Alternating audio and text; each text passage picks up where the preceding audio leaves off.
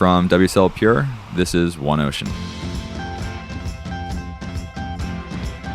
Hey everyone, Reese here. Today, we're going to learn how an Australian surfer led Harvard University to go green. Leith Sharp is an Australian and a surfer who started her career in sustainability as an activist college student. She made her way to the United States with nothing but her guitar, and she came here to learn more about sustainability. But in a turn of events, she ended up quickly becoming the expert in sustainability at Harvard University. Through her career there, Leith helped guide Harvard to become the world's largest green campus organization. Leith now shares her knowledge through an executive course for sustainability leaders across all sectors, from Fortune 500 companies to tiny nonprofits. The class is raved about by her students, and I should know because I'm one of them. We spoke immediately after I finished the week-long intensive about how to implement change within your organization, how to achieve sustainability flow state, and how important it is to get the vibe right. Of all professors I've ever had, Leith gets the vibe right. And I think her teachings are relevant for anyone out there trying to make positive change. All right, here's Leith Sharp. How do you introduce yourself? Depends. My name's Leith Sharp, and I'm the director and lead faculty for a program called Executive Education for Sustainability Leadership at the Harvard School of Public Health. Leith, it's awesome to be here. Thanks, Reese. It's really great. cool. Yeah. You have an incredible story. You reach so many interesting people. We're here at Harvard. You're teaching, bright minds. I just went through the course with you. Yeah. So inspired. But you're also a surfer. I am. A little bit of a deprived one right now, but I am. I think all surfers would say they're deprived That's surfers. True. There are very few surfers who say, I'm too rich with waves. That's true. I've not ever heard one say that either. Too much surfing, said no one. But you're a surfer. You're from Australia. Yeah. Whereabouts? Just south of Sydney, a little hamlet called Main Bar, right near Bundeena in the Royal National Park. Nice. My home surf beach is Gary Beach. Nice. Wonderful. Yeah, a bit of a wild beach, that one. And when you say home, you mean from childhood, or do you mean this now still? Do you live in two countries, kind of, right? Yeah, 50-50. So I get my hit of Gary. Yeah, I follow summer now. Yeah, it's great. That's amazing. So tell us more about that spot and that surf scene. Yeah, so it's in the national park there. So it's relatively unpopulated, so you can get a lot of waves to yourself. But it's also a really exposed beach. Don't give it away. Oh, no, I just did. Oh. For the millions of listeners. But yeah, well, maybe this will turn them back off again. It's a really wild beach. The banks change all the time. The wind kicks up really quickly by late morning. And it's just got massive amount of energy because it's just right out there and exposed. Yeah. Nice south end and north end break, as well as various breaks in the middle there.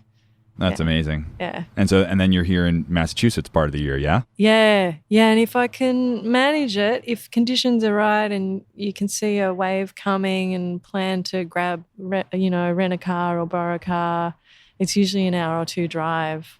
So it's a bit more of a saga to pull that off, but I can get a wave over here. And you know what I've noticed is over here in New England, so we're up north, 4 hours north of New York City is Boston. Yeah. There's a good wave within an hour or two, north or south, but it's really a different wave. It's a lot more gentle. So I'd be in the bottom quarter percentile of the surfers at Gary, but I'm straight up to the top. It's really good for my surf ego to come and just try to have a little surf here sometimes. There's a little Australian surf flex right there. You're like, down home I'm average, but here I'm a boss. That's cool. Do you ever surf Cape Cod?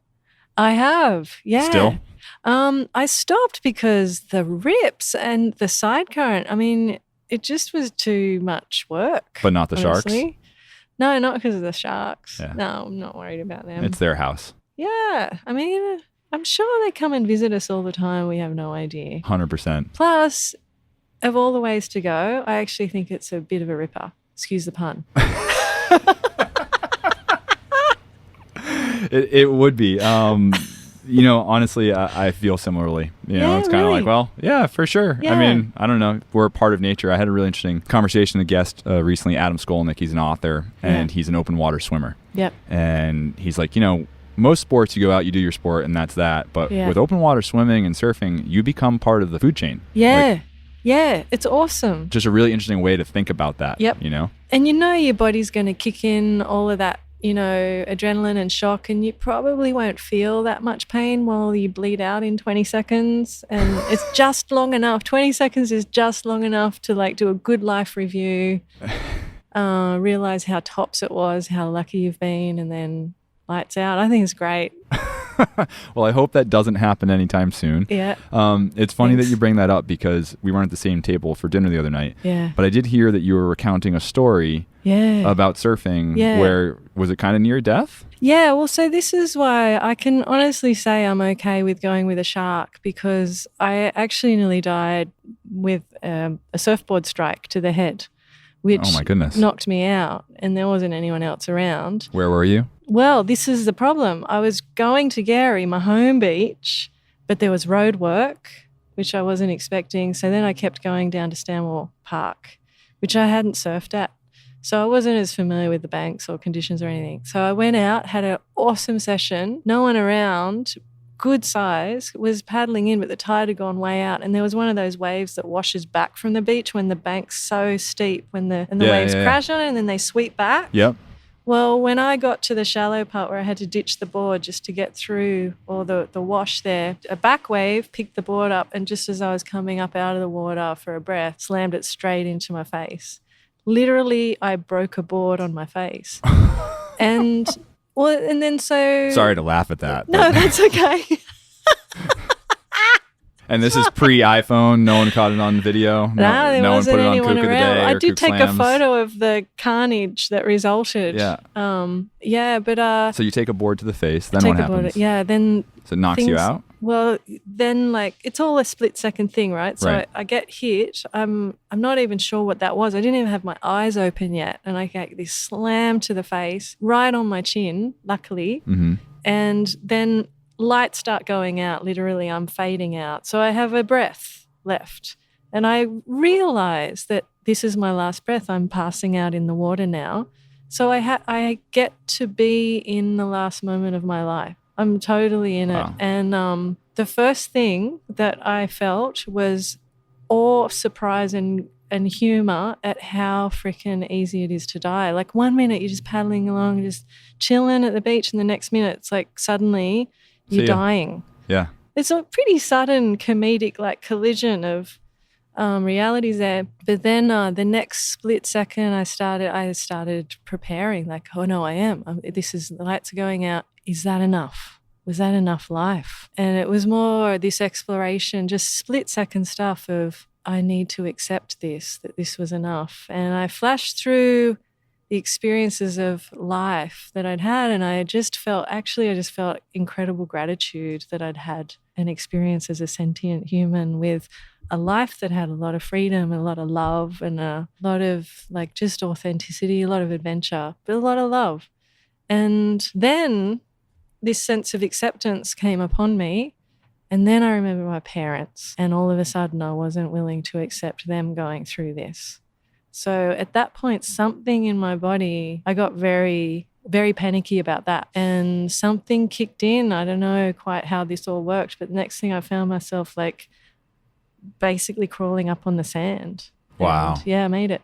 That's amazing. Yeah. So I'm figuring like if I found getting hit in the face with a board, kind of if it gave me a sense of awe and gratitude, I think getting hit by a shark is going to be even more awe. That's an incredible outlook. My wife would disagree, but that's an incredible outlook.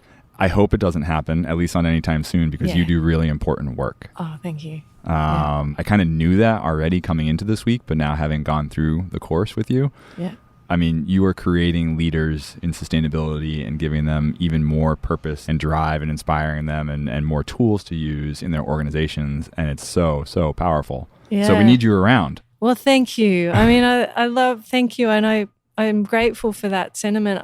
My observation is not so much that I'm creating anything as that we're holding a space for some potential in humans to witness itself and to be experienced and known and expressed. And then these leaders create their own awesomeness. Yeah, that's super cool. I was so moved by so much of the class. Yeah. I've never been in a class that had so much participation and everyone's energy. Granted, we're adults and we're opting into this versus school where you're kind of like, you got to listen to this person. But it was just great to see that kind of level of participation and everyone's just into it. And I think you're humble, but you were at the hub of that. Everyone's so into you and like just feeding off of your energy. You brought so much good energy to the room that allowed everyone to kind of bring their best self to the class. And, it's a psychological safety like you talked about. But maybe let's just back up. Sure. And what is this class? Yeah, good. Yeah. Because right now I have all the context of what it was. So for those listening, what's a good summary of the course? Well, so we're here at Harvard University in Boston. I am supported through Harvard's School of Public Health. And a particular professor, Jack Spengler, hosts my program here in the School of Public Health. And the program is a 5-day residential intensive that I've designed specifically for people that are inspired and purpose-driven and have a really big change agenda driving them passionately. Climate change, diversity, inclusion, inequity, soil, oceans, whatever it is. If you're a person out there and you're on that kind of journey, that calling to make that kind of contribution to the world, it's hard work and you're facing a lot of resistance, a lot of exhaustion. This is designed to give you refuge for a week and rejuvenate you. And also it's a place for stories and the recognition of the patterns in the work. And there are very, very powerful and effective ways to start reducing the friction in these journeys and these experiences that we've collectively surfaced and noticed. And this is a place to come and gain insight and actually even realize your own unconscious competence already in getting into flow with this work. It's funny to hear you. I think that was a great descriptor. It's funny to hear you use refuge and rejuvenate because it sounds like a spa. It's like, it's so nice. Because the course itself was actually pretty intense. I mean, we were pretty full on every day. You just a second ago were saying how you're like, after a good surf session, you're exhausted but stoked. Yes. It was pretty intense. I mean, we went full on. We had stuff at night, just kind of digging in, and there's like emotional work, and then you're digging into all these challenges. But it really was rejuvenating in that it enabled us to find peers and build a network and have and go, oh, that's what you're struggling with? I'm struggling with something similar. Yeah. And it's really powerful to create that within our little pod. And I love that we were called a pod because dolphins are rad. But, within our little pod, we found a lot of sort of empathy for one another and great space to think about, okay, how do we take what we've learned here back and how do I address that issue at work with this department that I'm not getting along with or whatever it is? And that's really empowering. So, it was fantastic. It's an intense program, but it's like the difference between the exhaustion you feel when you're trying to do statistics or crack a big math problem and you're working day in, day out and you never get the answer. That's really tiring and not energizing.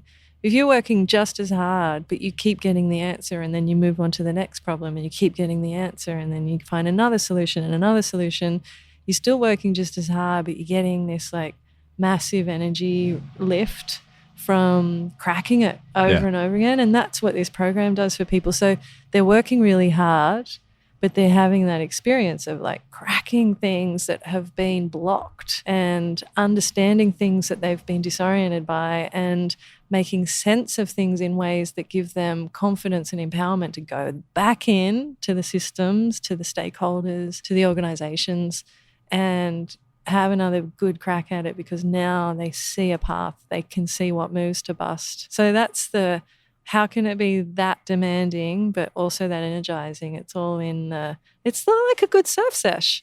It's like if you go out and all you're doing is you're just paddling against these bloody rips and you never get a good wave. But another surf sesh, you have lots of rips to paddle, but you get good waves. It's no problem. You're just pumped. You can just keep going and going. Totally. That's basically the equivalent. Yeah. It's funny you mentioned the rips because I lived in New York for a long time and surfed Rockaway Beach. and Long Beach, and those are all jetties, and when the storms come, they're very rippy, right? Yeah. I mean, you basically just have to paddle to stay in place. Yeah. And I mean, we had a couple sessions in Long Beach where we were swept a mile in 30 minutes, down the beach, just like that. And those sessions are so frustrating. Yeah. So frustrating. But when you get those one or two waves, I can think back to a hurricane season from a couple of years ago. I think it was Hermine. Man, I got a couple waves that just energized me for the next couple months, you know. It's so funny. And that's what I feel like this week was. It was just caught a couple really great waves, good team, feeling really excited to get back to work and trying to drive our agenda forward. Yep.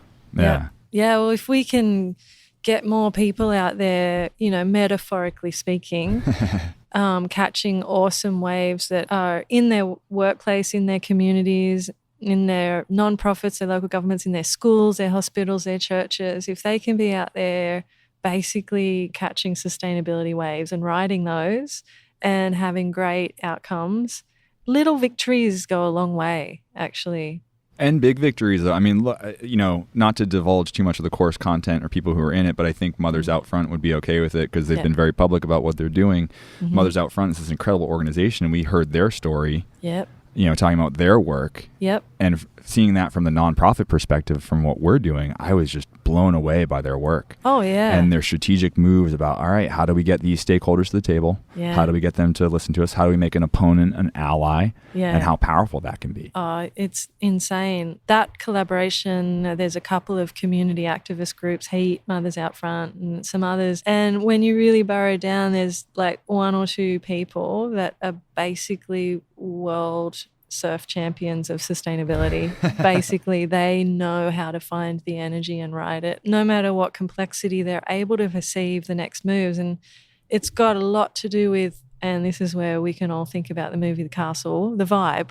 The vibe. It's really about The creating the vibe and creating it wherever you are, and then knowing what moves to make every step of the way inside the vibe. Yeah.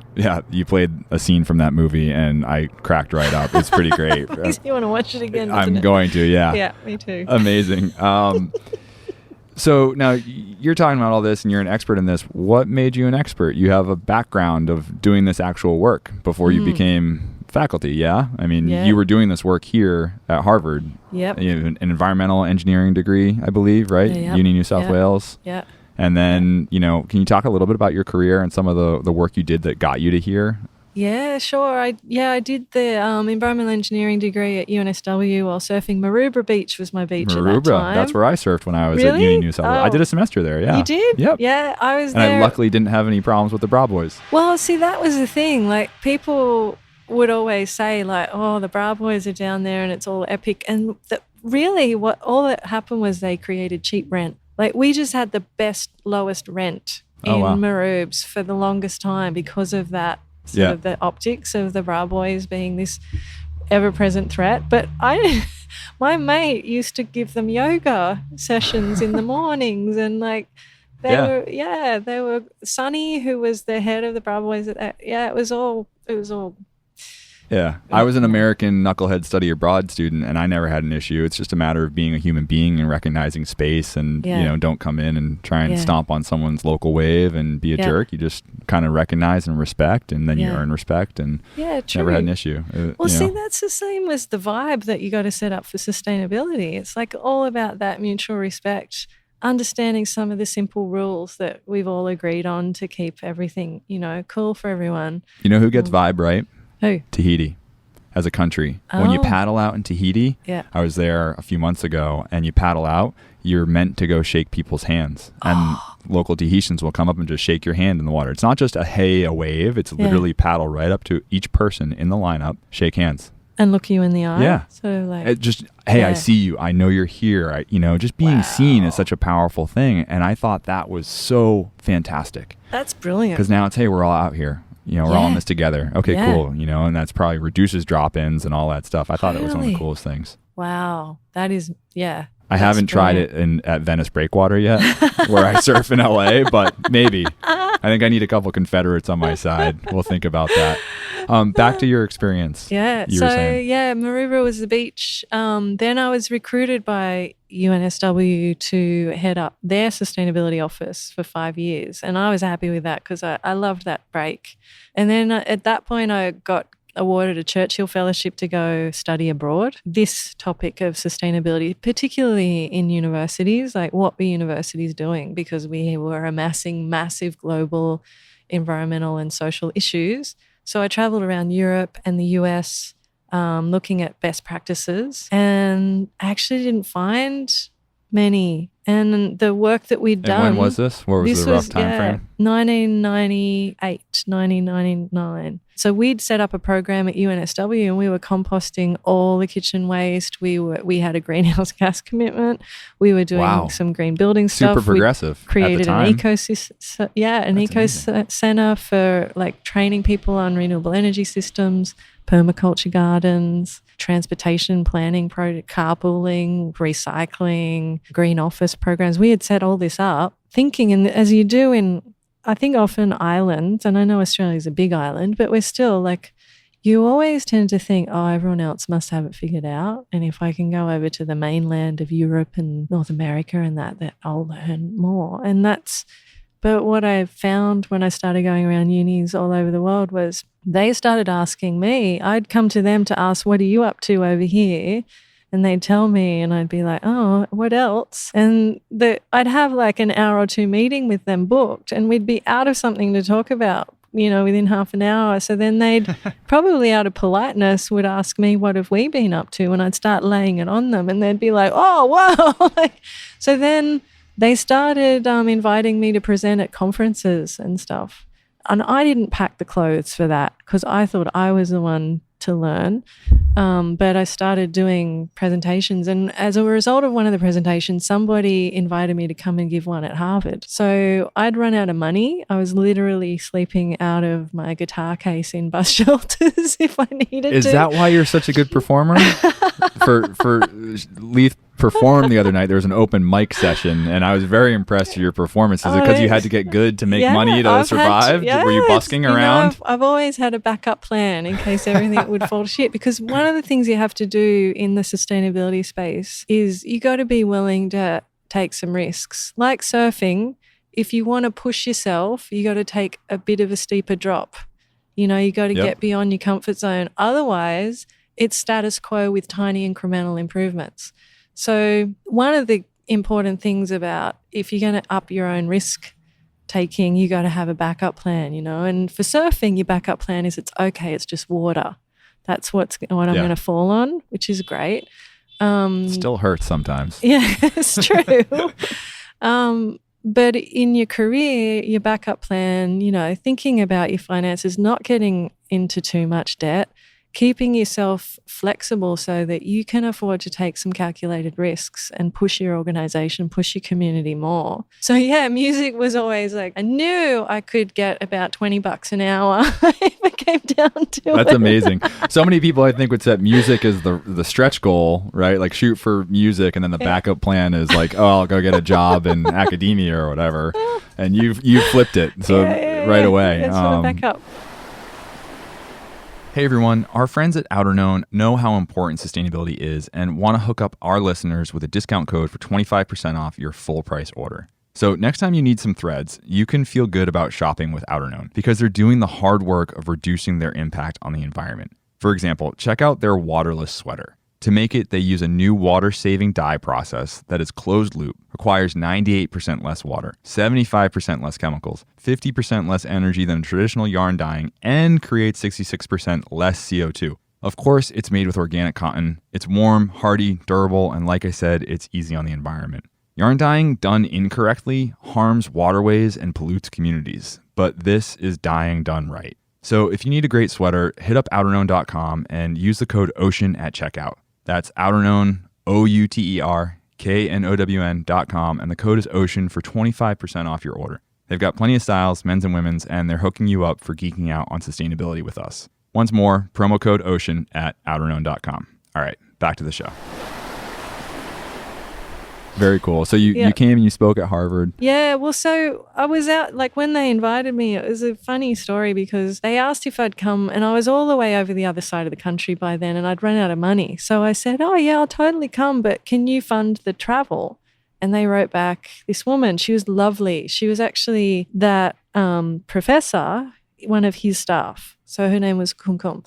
And she wrote back and she said, no, we don't have a budget for that. So I wrote back to her and said, nah, I can't do it then. So then she writes me back. She's like, no, you don't understand. It's Harvard. It's an amazing opportunity. You really should come and do this because what you've got to share with them is exactly what they need. And I wrote back and I said, yeah, but I'm like, I've just got a bag full of basically torn, dirty laundry and no money. So I'm saying no.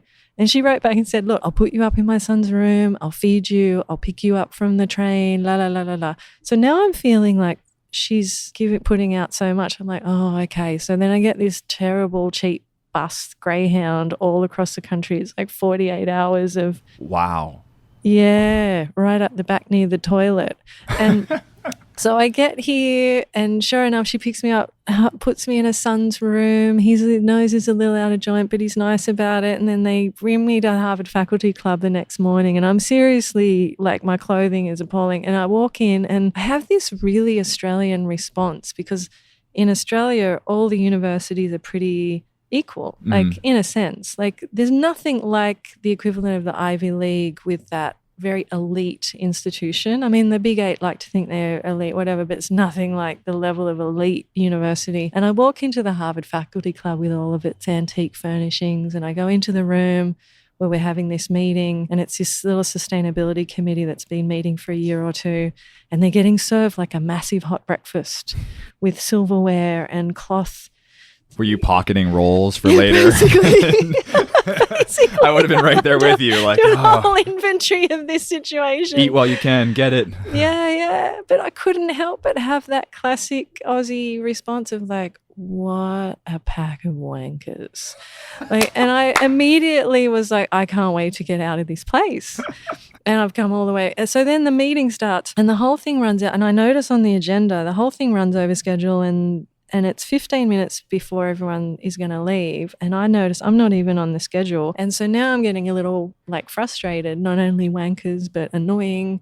And then Kumkum, the woman who hosted me, she jumps up and she interrupts and cuts off the person that's going on and on and on to say, no, look, I've got a surprise. I know I'm meant to be next on the agenda, but I'm giving my agenda item to this Australian woman that I found at this conference and I really think we should listen to her. Over to you. So then I just lay out what we did at UNSW, all the programs that we went through.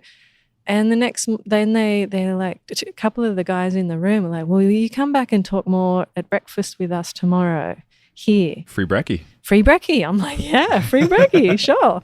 And I come back and for 2 hours they're peppering me with questions and they've brought a couple more people and they do these weird things that they're asking me questions and I answer and then they're looking at each other and making faces and nodding and whatever. And I'm just thinking, God, these people are weird. And then all of a sudden, Jack gets up, who now I know very, very well. He's very beloved to me. He gets up and he's like, well, listen, Leith, like I've got to run, and we don't have the money and we don't have a job description for you, but would you be interested in coming over and setting up what you set up at the UNSW? Would you set that up here? And if you say yes now, I'll go and figure out a visa and some money to pay you and a job description. And I was like, well, like a lot of us like to live abroad for a year or two. And I was heading home and I didn't have a job lined up or anything. So then I'll just think about it overnight. And so I called my parent, and then of course I was like, oh yeah, I may as well have a year abroad. This would be great. And so that started the Harvard sort of process. A year abroad. It was supposed to be a year abroad and it turned into 20 something. It's 20 years now. 20 years. 20. And you've been on a tear. Yeah. I mean, you have created. I've been on a tear. I've been a bit torn. it's not.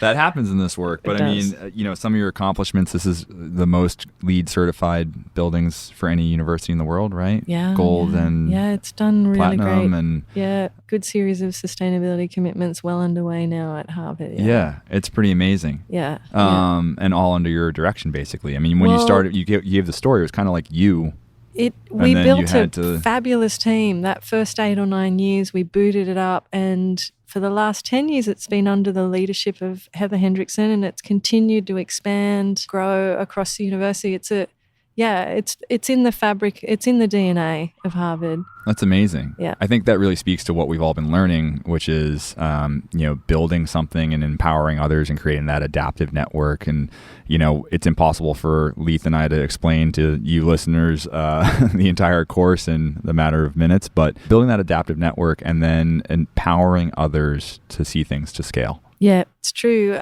What we've noticed is it doesn't matter what sector you're working in, whether it's business or higher ed, K through like primary school, you name it, churches, military, we see the same patterns turning up over and over again that correlate to when you try to take a new idea from inception to scale, you're committing to a journey. And that journey is full of unknowns. There's lots of ups and downs, sideways, pivots. And we've mapped over 2,000 of those journeys where we've had people break down all the moves that they made in the journey from inception to scale.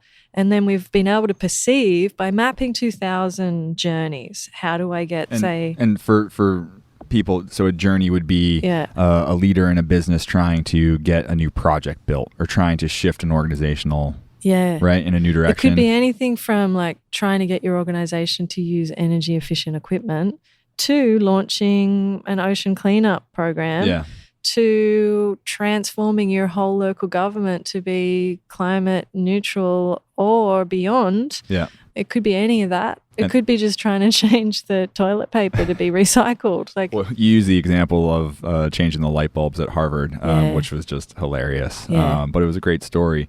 And then the moves, just so that people understand the kind of verbiage we're using, the moves being pitching to your CEO, to your senior management team, getting more stakeholders engaged. It's kind of the internal business moves and tactics. And what I was impressed by is, like you're saying, you can use it for anything. Yep. But you've chosen to focus it on sustainability. Yep.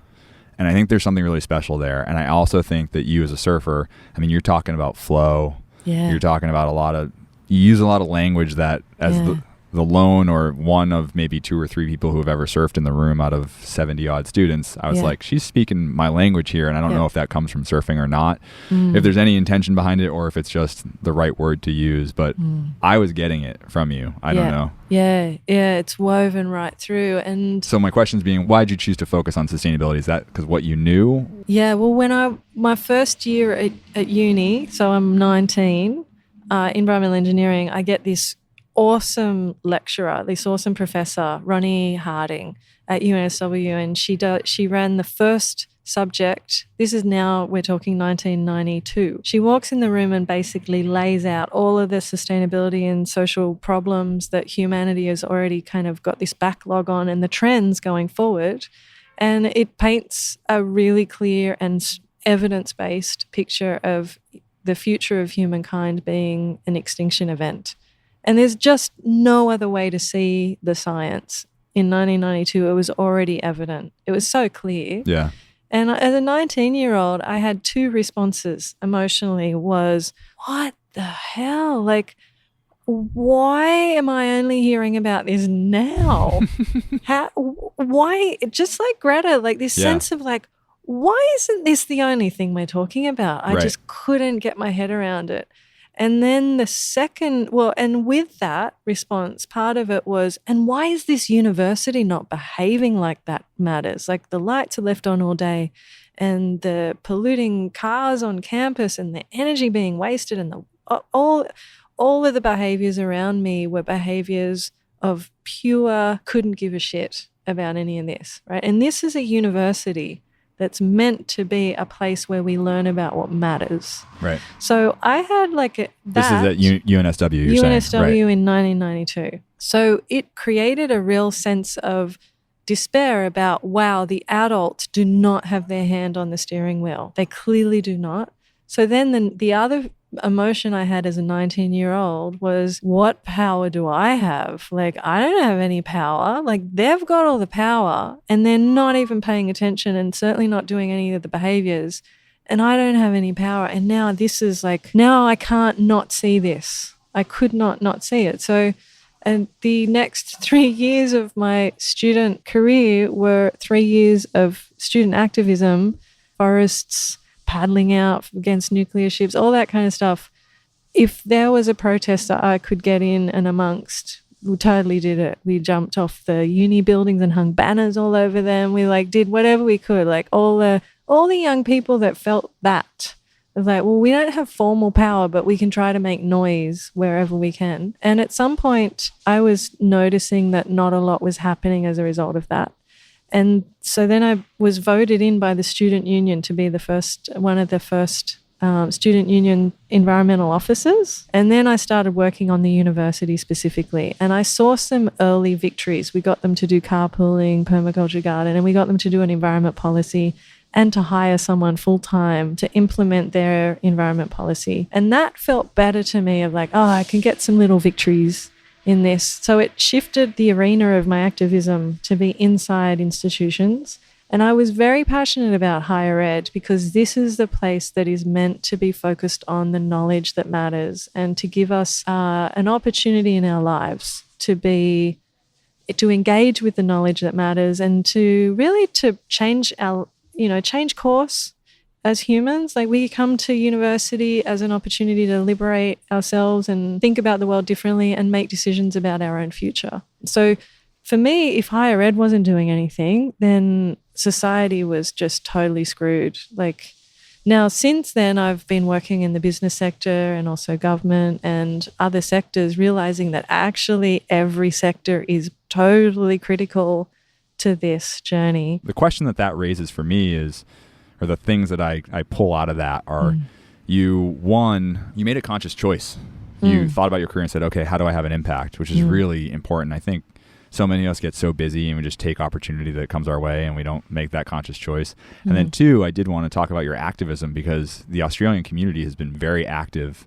I don't know, did you see any of the Fight for the Bite last year and the Great Australian Bite and the drilling campaign that Equinor has? I've been out of the loop over there. Oh my goodness. They've got you holed up in a library up here and you're missing out back home. Basically, the Great Australian Bite, the whole southern coastline, et cetera, that whole beautiful area is under threat from drilling from an oil company, a foreign oil company of all things. Yeah. And the Australian surf community really rallied against it last year or all of this year. I mean, they've just been holding paddle outs and being super active, and it's been super inspiring to see. Yeah. And we try to support that from the WSL side because we thought this is amazing. We want to support this activism. And I think in general, we're in support of the activists who are doing incredible work. I mean, you look at what Greta has done. Yeah. It's so important. Inspiring. And it's really, it's an interesting time to be a part of this. And I think that's one of the things that keeps me going is things are pretty bad, but there's possibility, there's opportunity, there's a chance for us to work on this. And there's so many great people working on it. So that kind of keeps me going and excited. Yeah. Yeah. Yeah. I feel like I'm coming full circle back around to the power and importance of activism, and I'm feeling like within the next couple of years, there's just something so energizing around put your body in it. It is become part of the food chain. Become part of the food chain. Go and stand up. Go and be a voice. Go and get in the way. Yeah. Get in the way of the shitty system. Slow it down a bit while we can bust a different move. Yeah, we do need more activism. This is a good time to put the accelerator on that because I think at this time, as you alluded to, this is a moment where that could really make a bigger difference than it's been able to for a while. Huge. Yeah. I mean, this next year, you look at it, we've got an American election, then there'll be another Brazilian election, et cetera. You've got, and that's relevant to the Paris climate agreements, et cetera. You've got the UN voting on the Convention for Biodiversity, I think, next year. I mean, there's some big decisions being made at the government level, and that's really, really important. Yeah. And sometimes people think, well, how does my vote to this election matter? It's well, if we had a different person in office, we would still be a part of the Paris Accord, which would put pressure on some of those other large companies to continue to hit their goals. We are all in this together. There's no we'll be fine, everyone else is, can deal with it. Yes, Western countries and countries that have money will be better off, but we're all in this together. Yeah. Climate change doesn't care. Just like the ocean doesn't care about who you are, the ocean does not care about you. It feeds us, it gives us oxygen, but it doesn't actually Yeah. Despite every time I'm paddling out and I'm having a hard time and I'm like, man, why does the ocean give me such a hard time? Yeah, it's not going to change what it's doing just because we're finding it. Right. Yeah, This stuff is happening. One of the things about surfing that I think is so powerful and important is in terms of the energetic mix of that. Like you have the surf stoke that basically pulls you back no matter what. Like you'll go to all lengths to just get a few seconds of that. Totally. Plus like the hours of the beauty. But there's also like the reality is any session that you have it's work. Like you got to put energy out and there's a lot of uncertainty. You got to make calculated, decisions constantly. And then you might get a few seconds of like right in that flow there. And that I think is what we need. Like, and here's the thing, like surfers, if you think about how awesome surfing is, you would kind of wish that everybody could have that in their life. And I truly see and believe that getting involved in the sustainability adventure in the right way is just like surfing energetically. You find the thing that you love, like it might be organic food, it might be going after inequality, inclusion, it might be getting involved with getting better bike paths, it might be whatever it is, but you find the thing that sets off like a love in you that like, oh, it'd be so good if we had that. That becomes the stoke that you're now pursuing. And then you prepare yourself for the paddle and the rips, and then you get working because that creates, just like surfing, like it sets up an energy experience in your body and you meet these amazing other people that have woken up like that. And then that changes your life as well. So I think the connection for me between surfing and this work is having that experience in my body of like when you combine the stoke with like good, honest work towards getting a bit of that flow, your quality of life, like your experience as a human is just elevated. So I want like everyone to think like not sustainability isn't this massive burden and oh fuck, we've got to do all this like hard work, right. la la la. Instead, like it's an adventure. It's an amazing place to be generative and creative and express and make amazing contributions in the world and to get into experiences with other people that are basically wild adventures. And when you can relate to it like that, and that's what this program tries to do here, gets you into that, it kind of gets you into a surfing relationship with the sustainability enterprise. That's awesome and so well said, and I totally agree. Yeah. The phrase that it brought to mind when you're talking about that good hard work and that feeling, I can't remember who said this or where I heard it, but it's good work done well for the right reasons. Yeah. And it's just like a really great way to summarize it, like good work, hard work, and when you do it right and do it well and with shared purpose, it's just super powerful. And it comes with a super tasty, like, it's just tasty. Like it's really good. Yeah. But it takes relating to it in the right way. For sure. Now, we did talk about biomimicry in the course. I know that we can't maybe explain all of it, and it's hard because we can't imitate animals here on the podcast unless you have a good bird call that you want to do. But well, yeah, to see that's the difference. So right there, you've gotten on to one of the misunderstandings of biomimicry. It's not imitating; it's emulating, which is. It's about, firstly, which I think is easy for a lot of surfers, to embrace the world around us. Nature is full of genius. Like it's got so much genius in it. So we're surrounded by genius, as our biomimicry experts, Dana Baumeister and Janine Benyus will tell you. We're surrounded by genius. And then it's like this humbling ourselves to be mentored by that genius, which then means paying attention and noticing it differently. So we've got a dominant culture at the moment that thinks of nature basically as a resource, kind of like a supermarket that we just go and rip out the resources and then chuck our trash back in it. That's our relationship. Now, surfers don't, like, we've gotten beyond that because we're in the ocean and we feel the majestic kind of dynamics and the complexity of the systems out there, and we feel in our body what it's like as a human to interact and to be in that relationship with the waves You have to be humble and pay attention and notice and get into flow there. And we need to be expanding that mindset to notice nature's genius in all the other places and ways. So all the organisms that have incredible superpowers that we could be learning from, all the ecosystems, it's astounding.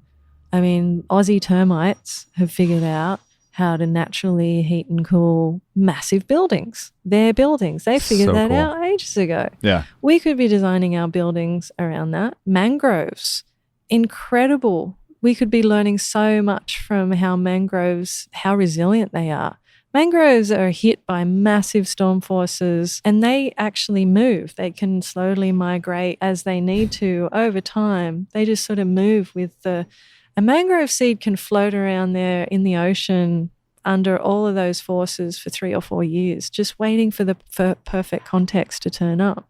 Yeah, astounding. Like, that's incredible. How's that? Yeah. What can we learn? Spider webs. Don't get me even started on spiders. Totally. And spider webs. Unbelievable. Spider web, pound for pound, way stronger than steel. Why is it that we haven't figured out how to make that kind of material? Because we've got these organisms all around us that have figured out these things. Totally. And there are applications that are both, directly to like a product, so to speak, right? Mm-hmm. So with the whale, like the humpback whale, the tubercles, I think it was, and that how that can improve fan design to create more power, less resistance. It's kind of like directly mimicking that in a physical sense, but there are also lessons learned in terms of how we interoperate within our business, right? Like the feeling, sensing sort of, okay, I'm feeling my environment here, I'm getting this back from the environment, and now how do I, adapt and change? And so there's like actually human things that we can do just in our daily lives that are, I need to be mimicking this. And the one that I tried to, bring home today for everybody was just my love of organisms that transcend an environment, like a flying fish. That was beautiful, that goes from I'm in the ocean and then I go up in the air and I come back down, or gannets and shearwaters, and they exist up here in the air, but they can go below the surface and swim, catch a fish, and then come back up. I just think that is mind-blowing, and it's something I try to think about. Okay, how do I transcend a surface sometimes, or an atmosphere? I don't know if that am I doing it right, Professor? Because absolutely, because like I can see how you could apply that, Reese, to when you work with big stakeholder systems where you try to pull off like a massive campaign, like one of your ocean campaigns there, you're going to be trying to bridge across really diverse stakeholders: government, industry, nonprofit, kids, adults, lots of different cultures. And that is like kind of going in between really different atmospheres or contexts, and like, how do you shapeshift to kind of meet people where they are and not get so attached to your way of seeing the world? Be flexible to be schooled by different diverse perspectives, so that then you can be connecting, and finding all the common ground, moving together forward. That's a perfect example to emulate that capacity. Cool. Great. Because my favorite bird has always been the osprey. So I've always loved the osprey. I think they're incredible. Like growing up on Cape Cod with osprey nests in the salt marshes, I think they're just awesome. Anyway. So majestic. So you're not old. Thanks. I mean, you've been doing this a long time, but you're not old. But we did have a question from. I kind of sourced some questions, and there was one question that somebody else in the class. You're gonna ask me how old I am? No. Okay. It's a tougher question. Oh. What are you gonna do when you retire? Oh no, I've already retired 5 times. I have something called distributed retirement. I'm like, why wait to the end? I mean, there's no guarantee that, come Shark 60, any 60. day. Exactly. Surfboard to the face. That's right. So I've got this thing every 5 to 10 years. I have what I call a year on. Other people call it a year off. Right. But for me, it's a year on because it's a year that's unstructured. Doesn't mean I'm not working or anything, but whatever happens, I didn't plan it. So I have a year of unplanned on. I'm just on. I just sense and go with like whatever turns up. What do you mean? So so you're still working, but is that research or is that teaching? I cut ties with whatever my employment is at that time. Okay. I'll just say, nah, I'm leaving that now. But it's not like a formal sabbatical? No, it's like I quit. But then you come back? Yeah, but I don't know back to where is the mystery. So after UNSW, after the year before I went to uni, I had a year on. did a lot of played a lot of jazz, discovered that becoming a jazz musician was a sure way to misery and switched to engineering. And then after engineering, got that job for 5 years, then I quit. Then I had a year on, my second year on. Then I did the Harvard thing. And this was intentional from the first 5 years? Or is it more in hindsight that you've done it and now? It seems to correlate to when I feel really tired. Okay. Makes sense. So after what year are you in the cycle right now? Yeah, I'm ready. I'm nearly ready for a year on. So yeah, wow. Actually I might be starting a year on in December. Oh, wow. Yeah, I'll still do the exec ed, but see, that's a part-time thing. Yeah, okay. And, but everything else, I'm stopping. Wow. Yeah. Okay, so going back to the question, and the question came with the intention of so many people kind of work and then try to find purpose in their retirement. Oh. And you already have a lot of purpose in your work. I try to find retirement in my purpose. Again, you're just flipping it. Totally. Musician is the backup plan. Retirement, my purpose. That's it. I guess just flipping the script is that's what we need to do. It's incredible. Well, yeah, we all get to make it up if we want to. Okay, so you partially retire every 5 years, but what? 5 to 10 years. 5 to 10. So okay. It could be 8 or 9. Yeah. Okay. Yeah. Okay. Yep. Interesting. So so there's no retirement plan in sight. There's no thought of what I want to do next. No. And I'm not surprised by that. No, really. You have to feel it out. And see, I interview everyone before they come to this program, and I ask them to tell me the story of them. And what I get out of that is they'll tell me these journeys they've been on since school and then uni, and then all the different roles they've taken. And what you start to understand is that very few of us a plan actually works out, with your career, and that what works out more is having a sense of purpose and being open and noticing the serendipity around you and rolling with that. Like getting, having someone randomly invite me over to Harvard and then pursue me to do it. Even I said no, and then she pulled me over, and that was a life-changing trajectory. Even the Churchill Fellowship, I didn't actually, they turned me down. They said, no, you don't get one. And then somebody sponsored an extra slot, and they just come back and said, well, you're the only one that is vaguely related to what they want. And even this exec ed program that we've set up here was only possible